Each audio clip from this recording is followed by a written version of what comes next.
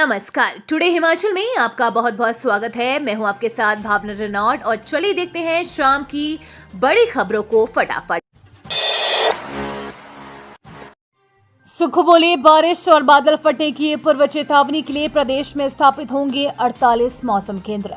हिमाचल प्रदेश में मौसम संबंधी आंकड़ों की सटीकता और जलवायु संबंधी चुनौतियों से त्वरित निपटने के लिए मुख्यमंत्री सुखविंदर सिंह सुक्खू की उपस्थिति में प्रदेश सरकार ने भारत मौसम विज्ञान विभाग के साथ एक समझौता ज्ञापन हस्ताक्षरित किया। समझौता ज्ञापन के अंतर्गत प्रारंभिक चरण में प्रदेश में 48 स्वचालित मौसम केंद्र स्थापित किए जाएंगे, जिनके माध्यम से मौसम संबंधी पूर्वानुमान और तैयारियों के लिए वास्तविक समय के आंकड़े उपलब्ध होंगे। इससे विशेष तौर पर कृषि और बागवानी क्षेत्र को सहायता मिलेगी। इसके बाद चरणबद्ध तरीके से खंड स्तर पर इस तंत्र को स्थापित किया जाएगा। वर्तमान में प्रदेश में IMD की ओर से स्थापित 22 स्वचालित मौसम केंद्र क्रियाशील है। शिमला में झमाझम बरसे बादल, राज्य के कई भागों में एक सप्ताह तक मौसम खराब रहने के आसार। येलो अलर्ट के बीच हिमाचल प्रदेश की राजधानी शिमला में शनिवार दोपहर को झमाझम बारिश दर्ज की गई। बारिश से मौसम कुलकुल हो गया। कुछ देर के लिए हुई तेज बारिश से नाले उफान पर आ गए और कई सड़कें लबालब हो गई। उधर प्रदेश के कुछ भागों में 13 सितंबर तक मौसम खराब बना रहने की संभावना है। 8 सितंबर से राज्य में बारिश में कमी आने की संभावना है। वहीं बीते 24 घंटों के दौरान मालराव में 64, पंडोह में 32.5, बरंठी में 30.4, अघार में 29.8, मंडी में 28.7, भटियात में 28.4, जुब्बड़हट्टी में 26, सुंदरनगर में 18.6, भुंतर में 25.7, मनाली में 12, कुफरी में 11.6, धुलाकुआ में 13, कसौली में 18.2, पाउंटा साही में 13.4 व सराहन में 11 मिलीमीटर बारिश दर्ज की गई है। संजौली अवैध मस्जिद मामले में कोर्ट ने वक्फ बोर्ड और जेई को लगाई फटकार। अगली सुनवाई 5 अक्टूबर को। शिमला के संजौली में अवैध मस्जिद मामले में शनिवार को नगर निगम आयुक्त कोर्ट में सुनवाई हुई, जिसमें वक्फ बोर्ड और संबंधित जेई को फटकार लगी है और मामले की अगली सुनवाई 5 अक्टूबर तय की गई है। वक्फ बोर्ड और जेई को स्टेटस रिपोर्ट दायर करने के निर्देश दिए गए हैं। मामले में संजौली के निवासियों की ओर से अदालत में पार्टी बनने को एप्लीकेशन दी गई है। संजौली लोकल रेजिडेंट के एडवोकेट जगतपाल ने कहा कि जिस जमीन पर मस्जिद बनी है वो सरकारी है। वक्फ बोर्ड इसमें अतिक्रमणकारी है। लोकल रेजिडेंट की ओर से अदालत में एक और एप्लीकेशन दी गई है, जिसमें कहा गया है कि मस्जिद के कारण क्या क्या परेशानी हो रही है। इस पर कोर्ट ने वक्फ बोर्ड से भी जवाब मांगा है। 2.5 मंजिला मस्जिद 5 मंजिला कैसे हो गई, इस पर भी वक्फ बोर्ड और मस्जिद कमेटी से जवाब मांगा गया है। संजौली हिंदू संगठन के एडवोकेट ने निर्माण में एक मास्टरमाइंड की बात कही है, जो बाहरी राज्य का बताया जा रहा है। विदेश भेजने के नाम पर व्यक्ति से 30 लाख रुपए की ठगी, पुलिस ने शुरू की जांच। विदेश भेजने के नाम पर एक व्यक्ति के साथ 30 लाख रुपए की धोखाधड़ी का मामला सामने आया है। ये घटना ऊना के पंजावन निवासी राहुल कुमार के साथ हुई है। इस संदर्भ में राहुल ने जलंधर निवासी हरदीप सिंह और अन्य के खिलाफ धोखाधड़ी की शिकायत दर्ज करवाई की गई है। राहुल कुमार ने पुलिस को बताया कि वो सोशल मीडिया पर देखे गए विज्ञापनों के माध्यम से हरदीप सिंह व अन्यों के संपर्क में आया।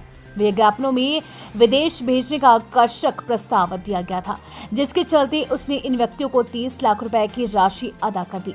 राहुल के अनुसार अब ना तो उसे विदेश भेजा जा रहा है और ना ही उसका पैसा वापस किया जा रहा है।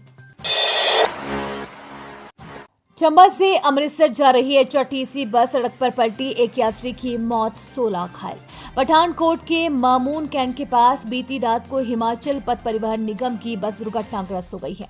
हादसे में एक यात्री की मौत हो गई है, जबकि 16 घायल हुए हैं। हादसा रात 3 बजे का बताया जा रहा है। जानकारी के अनुसार चंबा से अमृतसर जा रही HRTC बस मामून कैंट के पास अनियंत्रित होकर सड़क पर पलट गई। हादसे के वक्त बस में 41 यात्री मौजूद थे। हादसे के बाद घायलों को गाड़ियों के जरिए अस्पताल पहुंचाया गया। हादसे की पुष्टि करते हुए RM शुगर सिंह ने बताया कि यात्री को दूसरी बस के जरिए गंतव्य तक भेजा गया। हादसे के कारणों का पता नहीं चल पाया है। सीएम सुक्खू बोले, अनुबंध पूरा करने वाले कर्मचारी साल में एक बार ही होंगे नियमित।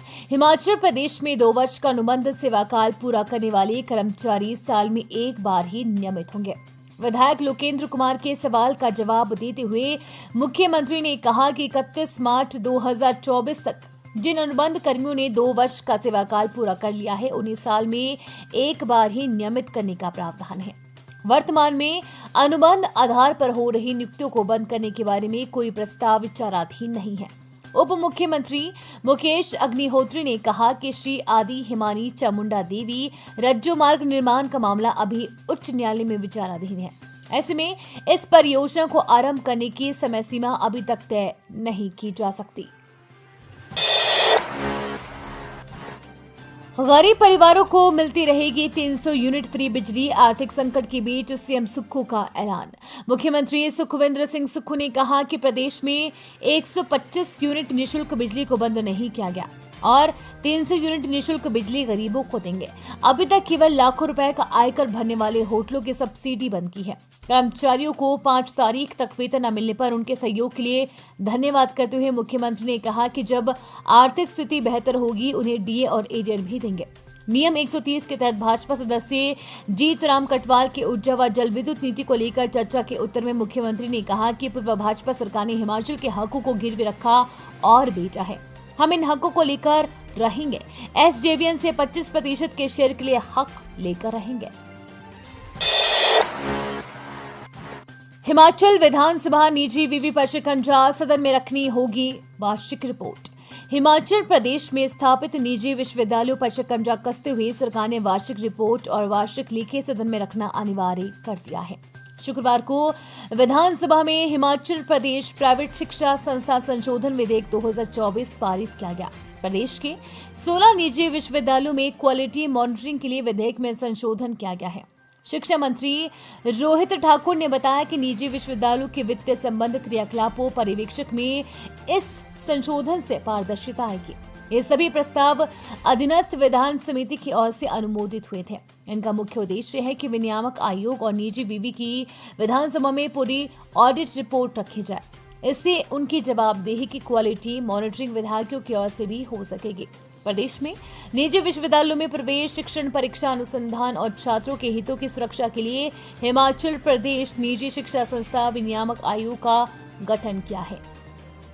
आयोग साल के अंत में निजी वीवी की बीते साल की रिपोर्ट लेके तैयार करेगा और राज्य सरकार को प्रस्तुत करेगा। सरकार इस रिपोर्ट को विधानसभा के समक्ष रखवाएगी। ये व्यवस्था लागू कर निजी विश्वविद्यालयों की मनमानी पर अंकुश लगाने का प्रयास किया गया है।